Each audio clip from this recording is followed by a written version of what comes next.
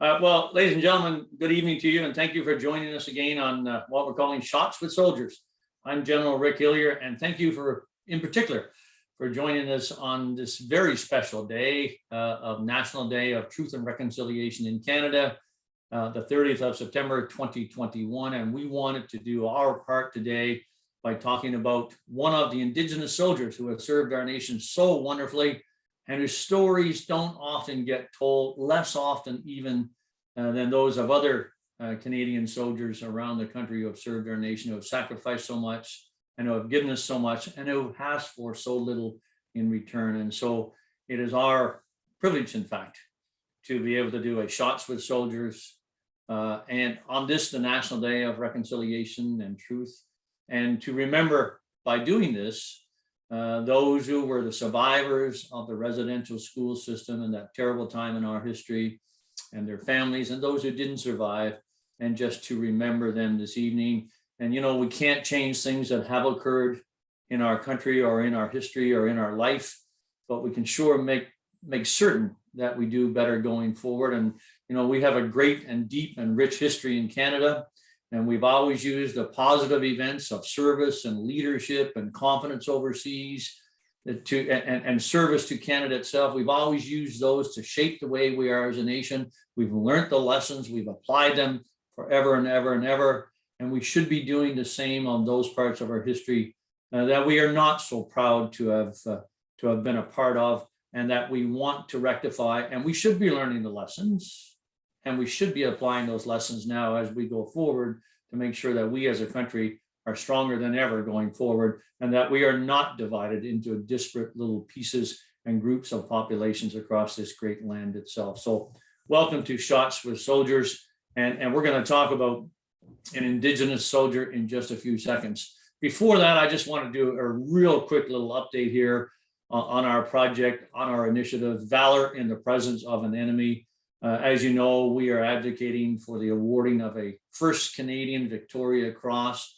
Not since the medal has been brought into being in the early 90s has one been awarded to a Canadian soldier. We believe that needs to be remedied. And we have picked, as in our group of Valor in the Presence of the Enemy, we have picked as our nominee Private Jess LaRochelle. And we have talked about Jess over this last weeks and several months. And we've written about him. We've had media focus upon him and his incredible deeds that day on the 14th of October, 2006 at Strong Point Center. What an incredible hero of Canada he was, how valorous he was, and what a price he paid for that. And we wrote a letter to the Governor General of Canada. We've had that letter acknowledged. The receipt of it was acknowledged by her office. And now we wait to see what can occur as a result of that letter, asking for a review of Jess LaRochelle's case, looking at, if you will, the new, richer context that we know about now, which perhaps wasn't discussed during the writing of the original citation and the decision to award him the Star of Military Valor.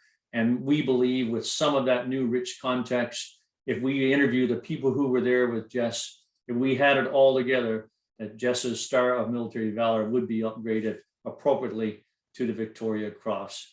We now wait to see that, and we continue to publicize his story across this great land. And like so many of the stories that we tell, including the one tonight here, Jess LaRochelle, if he were an American, there'd be a movie made about him in Hollywood already, and the whole world would know who he is. And we, and I need your help on this, need to communicate his story more and more and more, and keep the pressure on the leaders of our nation to say, let's right this wrong, and let's give Jess LaRochelle the Victoria Cross. So thank you for listening to that little piece, and that's an update of where we are. And I also believe there are others in Canada's history who are deserving of a Victoria Cross who did not receive one. Some of those out of Afghanistan without question. And we will look at some more of those files and see if there is a justification for recommending a review of the citation and the actions to see if it meets those exacting standards for a Victoria Cross. But there are also some further back in history. And you know, other countries tend to do this. The United States of America just awarded the Medal of Honor to a Filipino American from World War II. And if those countries can do it, surely we can also look at some of the cases in the past and say, maybe in today's context, in different circumstances, then those individuals would have received a Victoria Cross, not the military medal or something like that. And I'm talking about, Francis Bagamagabo, the incredible sniper, an Indigenous soldier from World War I, who was responsible for killing more than 378 of the enemy, taking out their leaders, destroying their command and control, and putting the enemy on a back foot throughout the entire war, and served our nation after. But his actions were valorous. They were in the presence of the enemy, and they made a difference, and he paid a horrible price for it. And the second one that perhaps I think we want to look down the road and maybe recommend to our Commander-in-Chief, Governor General, to have a look at is the one we're going to talk about tonight, Sergeant Tommy Prince. And Sergeant Tommy Prince is an incredible individual, an incredible soldier who served our nation, who was brave, who was valorous in the presence of the enemy, sometimes literally right next to the enemy, close enough to tie their shoelaces, and paid a horrible price for that. Yes, he was awarded the military medal. Yes, he was awarded the Silver Star from the United States of America. But you can't help but wonder, if he had not been Indigenous, if he had not had to fight to join the army, if he had not been viewed as somewhat a second-class citizen, or indeed not a citizen at all in those days, would he perhaps not have been a candidate for the Victoria Cross? Sergeant Tommy Prince, I heard about him all of my career as a soldier. Never got to meet him, unfortunately. I was not privileged. By the time I sort of got out of my first combat unit in Petawawa, he had already passed away. He was born in October of 1915 in Manitoba. And Sergeant Tommy Prince was born as part of the Ojibwe Nation near Scanterbury in Manitoba itself. He ended up going to a residential school, one of the survivors of a residential school, got to grade 8 before he finally left and started working in the fields, cutting trees as a woodsman, as a lumberjack, doing all kinds of jobs to keep himself alive. And then when the war started, tried to join the Canadian Army. Great difficulty in joining, but he persisted. And the difficulty was because the Indigenous people were not considered full citizens. But he persisted and joined in 1940 and served until 1945. Right away, after he went through basic training and infantry training, he was renowned as a marksman, and he was renowned for his use of the land. He knew how to crawl on his belly, find the slightest dip in the ground, hide himself in it, and as one reporter said, move like a snake slithering through the ground, always invisible, rapidly closing on the enemy, and when he was within rifle shot, dispose of that enemy without ever having been seen. He applied for parachute training and went off to join 2nd Canadian Parachute Battalion in England, which was really actually just a farce. And what that was part of the selection process for a force that Canada and the United States had decided to put together, called the Special Service Force, or what became known because of the movie as the Devils Brigade. And that saying came out of the Anzio beachhead, where the German soldier wrote in his diary, "It seems like every time we move up here, we're surrounded by those black devils," and the black referred to them camouflaging their faces so they could not be seen at night. The Devils Brigade, he ended up being one of only 9 out of 100 who passed the parachute course. This was a brutal selection process, but he, with his skills and with his persistence and with his stubbornness and with his physical fitness, succeeded in doing that. Came back to Canada, joined 1st Canadian Parachute Battalion. The Special Service Force selection process is still ongoing, and he and other soldiers in that parachute battalion volunteered again to go and join the SSF. They did so, went down there in 1941 to Fort Benning, Georgia, and joined with a battalion of Americans for a force of about 1,600 soldiers who were put through the most grueling training that you could possibly imagine. Long route marches, lots of shooting, hand-to-hand combat, demolition training, ski training, and anything else that you could name that could make them a better soldier than the enemy that they were going to face. Tough going, and the movie talks about some of it and shows a little tiny bit of it, of just how tough it was, but tough going, and Sergeant Tommy Prince excelled at it. He was an incredible soldier.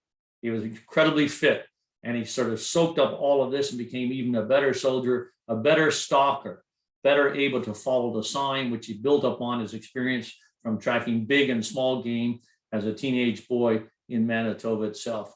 In November 1943, or just before that, in May of 1943, the 1st Special Service Force was sent to help liberate the lines of Hatu and Kisku, just off the Aleutian Islands, just off Alaska.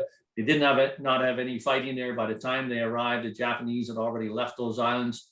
And then in late fall, November of 1943, they were deployed into mainland Italy. The fight had already started up through mainland Italy, and Mark Clark's 5th Army and Bernard Montgomery's 8th Army were having a real tough time in what was probably the worst country in the world to advance over, with the toughest enemy imaginable, and with the Germans being prepared at every turn on the road, at every defile, at every mountain sort of gap and crest. They were prepared to kill the Allies and to stop their advance and to slow them down. They weren't, the Germans were helped by the winter, by the mud, by the flooding rivers, and by the cold, and the Allies were having a tough time, and the 1st Special Service Force was brought in to take 2 small mountains, and that really was their task there, working for General Mark Clark, to take 2 small mountains right at the southern end of the Leary Valley and open up access to that valley for the springtime advance of the Allies in 1944,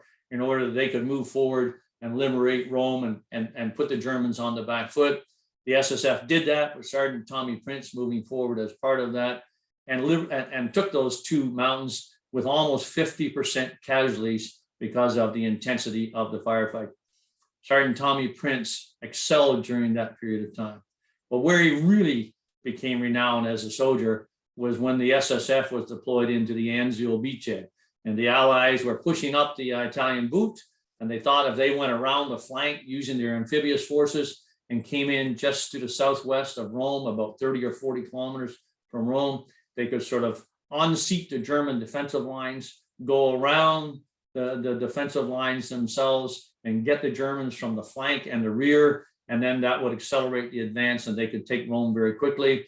They went ashore in January of 1944 and immediately got trapped by the Germans in a terrible beachhead where the Germans held the high ground, and the Allies, with Truscott's Corps at the end of it, sitting in the low grounds, subjected to artillery fire and air attacks every single day over an incredibly long period of time. And it was during this period that Tommy Prince really made his mark as a soldier, and the Special Service Force were used to go out and reconnoiter places, find the good spots to hide and get positions of fire until they could put in an attack, find out where the German artillery was in particular, and get artillery or air attacks called in on that, and find out where the Germans were bringing their troops together and massing their troops to attack the beachhead, and then preempt those attacks with artillery fire or their own attacks itself.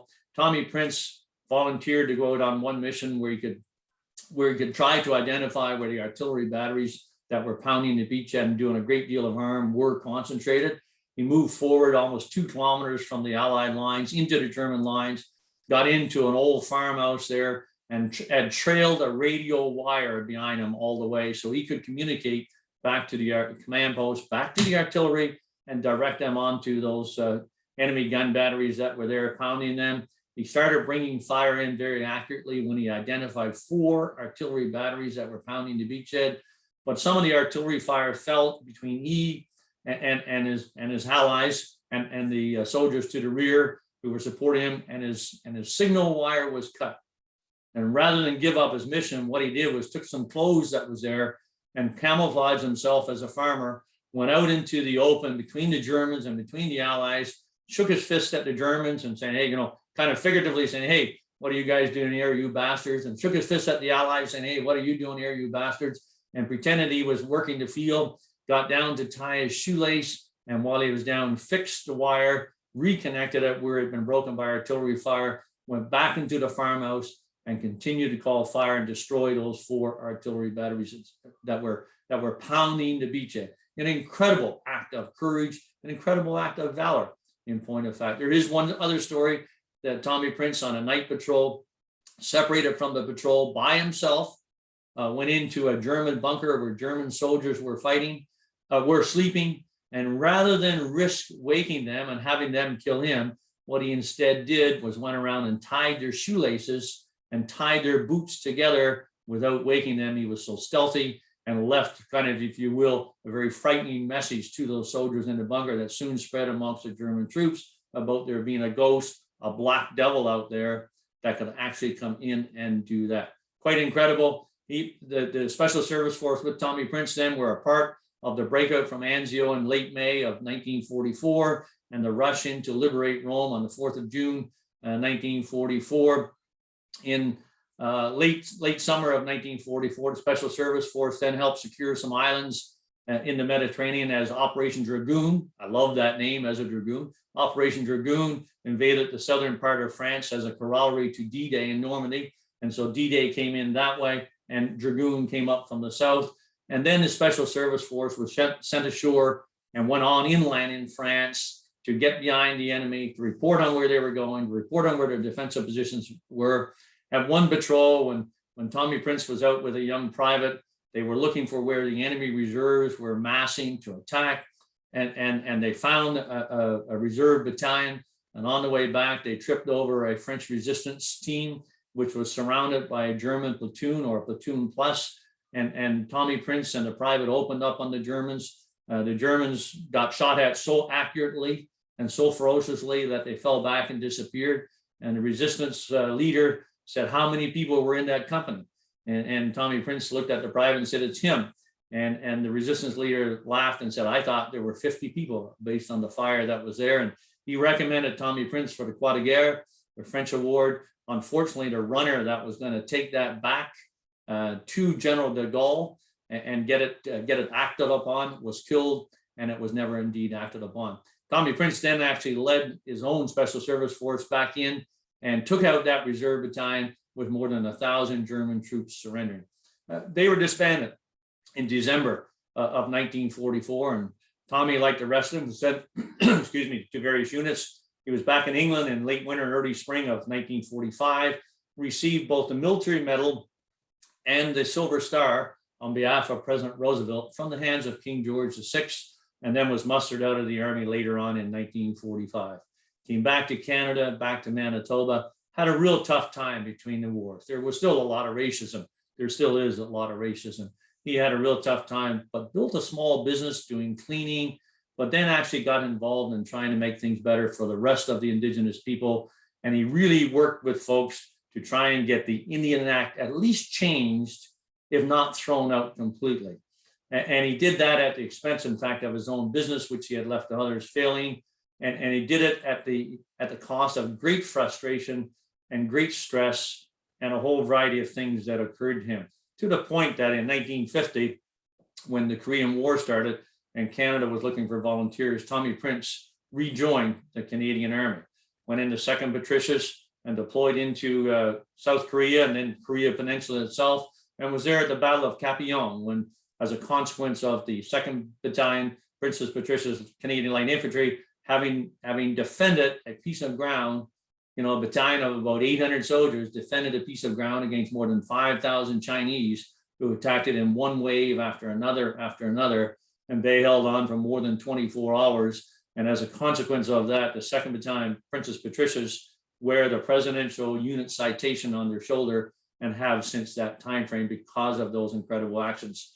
He was mustered out of that because his knees, now arthritic, you can imagine the pounding he was taking from the Special Service Force, parachute training in those cold winter days in Italy, and all of the other things that he was doing, and came back to Canada, and then got actually signed off as being fit again, joined in with the 3rd Battalion of Royal Canadian Regiment, and went back to Korea for one more tour. Came back home, had great difficulty readjusting to civilian life, fought some demons with the stress and perhaps what we would call post-traumatic stress disorder now, fought demons with alcohol, and I'll talk about that again in a second, and won those battles, but still ended up over the last years of his life in a very perilous position, living in a Salvation Army shelter for much of it.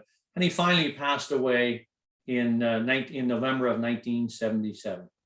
He's buried in Brookside Cemetery in the northwest corner of Winnipeg. So I just commend to any of you, if you're in Winnipeg, or if you go through Winnipeg, and take a few minutes, go to Brookside Cemetery, find his grave, and pay your respects to him. He's Sergeant Tommy Prince, an incredible individual, winner of the Military Medal for Valor, winner of the Silver Star for his actions with the Americans, presented on behalf of President Roosevelt.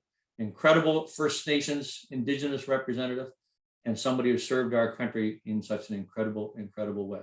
Now, when I do shots with soldiers, I always say it's up to you. We do a shot with a soldier as following the tradition of when soldiers were getting ready to go over the top, not just in World War I, but that's where it received most prominence. When soldiers got ready to go over the top, they would be given a shot of rum or indeed whiskey or anything else that was available to give them, if you will, that liquid courage to warm the stomach, to loosen the muscles, to maybe quell some of the fears that they had. And they would be given a shot before they went over. And that's what we're doing, shots with soldiers. But it doesn't have to be alcoholic. And so far when we've done shots with soldiers, I've done rum or whiskey or some other drinks that I talk about. And I thought it was fortuitous today when I checked the mail. And you know, when Tommy Prince first joined the Army, he was a military engineer. And so I went and checked our mail today, and there in my mail was Sapper's rum. I thought, oh my God, how more appropriate could you get than toasting a former engineer, an incredible hero of Canada, an Indigenous soldier who suffered greatly just to join the Army, never mind to serve Canada, than by toasting him in a shots with a soldier with Sapper's rum. And then I thought about, no, he suffered through the demons of liquor. He had great problems with alcoholism, fought it really till the end of his life. And I think it would be wrong for me to toast him with alcohol. And so I'm not going to do that. So I'm going to offer a shots with soldiers. I'm using my D-Day shot glass. It's the only one I could find from World War II out of my collection of shot glasses. And I'm just going to toast them in a shots with soldiers to Tommy Prince with a non-alcoholic beverage. So when we're all ready there, folks, I'll do a little shots with a soldier and we'll toast Sergeant Tommy Prince. So here's the Sergeant Tommy Prince, an incredible hero, an incredible representative of the Indigenous people, and who served our country so well, to Tommy Prince.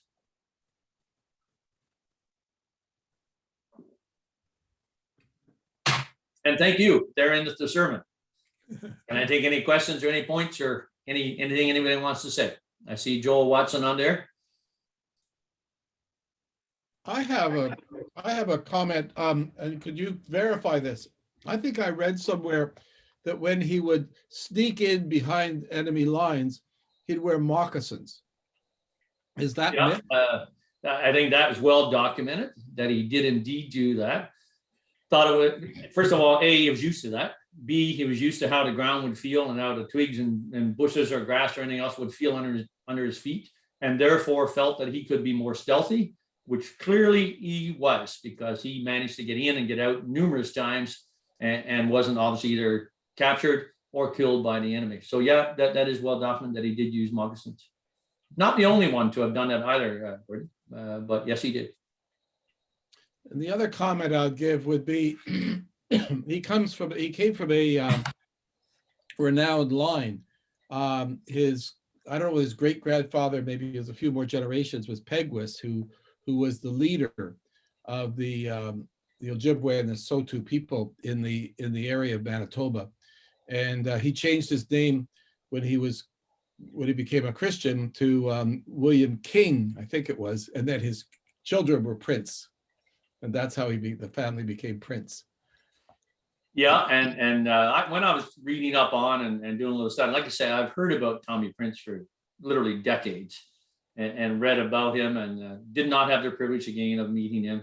But yeah, I had read that as part of his history. And then you start to think, I mean, like, I don't know how many I'm talking here and how many folks will see this on Facebook, but, here's a guy who had, just like Francis Bagama-Gabel in World War I and others, had to fight first. His first battle was to join the army. Now, we didn't want him. Can you imagine as a nation not wanting somebody, because really if you're viewed as a citizen at all back in those days, it was very much a second-class citizen, and we did not want you. And so the mere fact that he was persistent and wanted to be a part of that was absolutely incredible. And then to achieve what he did was absolutely almost unbelievable. And again, I said about, some of the folks here and Jess La Rochelle a little earlier, if he were an American, we'd have a movie already, right? And interesting that we were talking about Jess La Rochelle over this past weeks here in our letter. And one of the things of significance was that he volunteered to go into that observation post on the 14th of October by himself, which is something we normally don't do. Tommy Prince volunteered to go forward to that observation post by himself. Nobody else with him, to do that by himself. And it was usually overwhelmingly successful at it and changed the tactical fight right there because of his valor, because of his courage. You do have to wonder, I believe, not just me, I know there are others, if he had been Caucasian, would that perhaps have been a Victoria Cross, that kind of valor. Thanks, Gordon. What a line of warriors that you come from. Sir, if I could just add, one of the things that is not often known is that these soldiers, when they came back, weren't given the full veterans benefits of other soldiers. And in particular, the soldier settlement grants that were given to the veterans of First World War were not available to Indigenous soldiers because of the Indian Act that precluded it. And if they were to receive any benefits, including Tommy Prince's benefits, one of the problems he had was that they were paid to the Indian agent for the reserve first before the actual soldier would receive their benefits. It's shocking in retrospect. Imagine now somebody who fought 5 years for our nation, then went to Korea and fought again, went back to Korea with the 3rd Battalion RCR, fought yet again, excelled in a way that you can hardly imagine, comes back and is treated that way. So, we can't change the way it was, but we can change the way it's going to be. And this is not a political statement. I'd like our political leaders to actually, never mind empty political campaign promises, friggin' well do something. Like take one big thing and do it. We've talked about for decades, potable water, drinking water on First Nations reserves across Canada. And guess what? As I discovered myself when we're doing the vaccination rollout across parts of Northern Ontario, there are so many communities still without drinking water, potable water. And we as a great nation, a member of the G7, a member of NATO, founding member of the UN, we can't fix that. Dear God, I shudder. I just say to our political leaders, take this on, do something big, fix the potable water issue, and go on and do more and better and bigger past that. But enough of empty political campaign promises, truly. We don't want a repeat of Tommy Prince in a different manner, if you will. Thanks, Joel. Anything else? Righto. Thank you, folks. Thank you for being part of the evening. We'll do this again.